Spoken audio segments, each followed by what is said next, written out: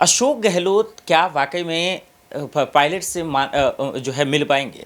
क्या जो नाराज़गी है, जो अंतर्कलह है, क्या वो दुरुस्त कर पाएंगे? क्या वो ठीक कर पाएंगे? अशोक गहलोत के खिलाफ आखिर सचिन पायलट कहना क्या चाहते हैं?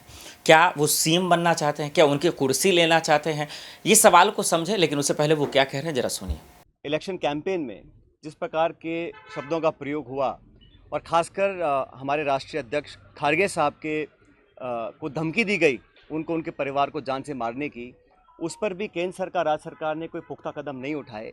तो ये एक निम्न स्तर की राजनीति है और इसका हम सबको खंडन करना चाहिए। मैं कड़े शब्दों में इस प्रकार की वारदातों की निंदा करता हूँ और उम्मीद करता था कि भाजपा के लोग इस प्रकार का पक्षपात रवैया नहीं अपनाएंगे।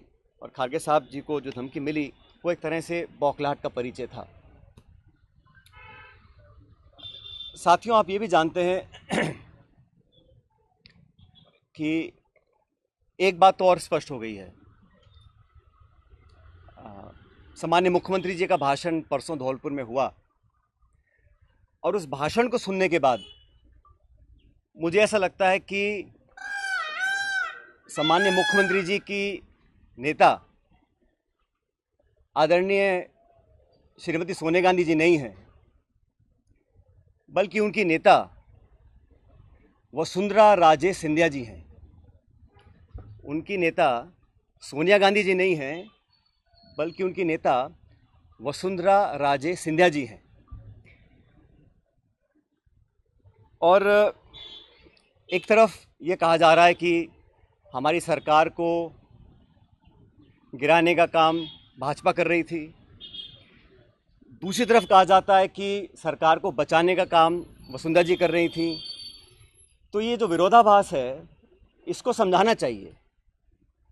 आप कहना क्या चाह रहे हैं, ये स्पष्ट कर देना चाहिए।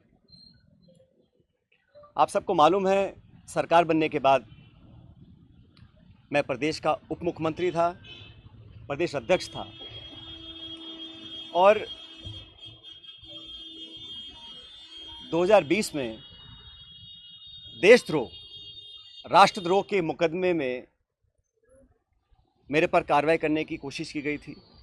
अनेक ऐसे प्रकरण हुए और हम सब लोग, और मैं स्पष्ट करना चाहता हूं कि मैं और हमारे कुछ साथी सरकार में नेतृत्व परिवर्तन चाहते थे। अपनी बात को लेकर हम दिल्ली भी गए और अपनी बातों को रखा।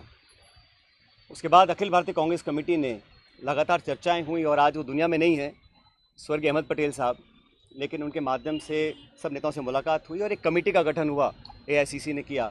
उसमें माखन साहब, वेणुगोपाल जी और अहमद पटेल जी सदस्य थे और उस कमेटी का एक काम था। और कमेटी जब गठन हुआ उस समय हम सब की बात सुनकर हमारी बातों को एक्सेप्ट किया गया और एक रोड मैप तैयार किया गया। बहुत सारी बातें उसमें थी, मैं उसका उल्लेख नहीं करूँगा, लेकिन कमेटी का गठन हुआ और उसके बाद से हम सब ने, चाहे वो राज्यसभा के चुनाव हों, चाहे विधानसभा में मतदान हो, पार्टी का प्रचार हो, कांग्रेस को मजबूत और ताकतवर बनाने के लिए हम सभी साथियों ने जी जान से कोशिश की और मेहनत की। और 2.5 साल का जो कार्यकाल निकला वो इस बात का प्रतीक है। अनुशासन तोड़ने का काम कभी भी किसी ने नहीं किया। देखा आपने। अब सबसे बड़ा सवाल ये है कि राजस्थान में जो कांग्रेस में अंतर्कलह हुई है या बवाल मचा है, इस मसले का हल ये है कि आखिर ये चाहते क्या हैं, ये खुलकर बोल क्यों नहीं देते हैं, इनके मन में जो भी है ये क्यों नहीं क्लियर कर देते हैं। और ये सवाल लाजमी भी है।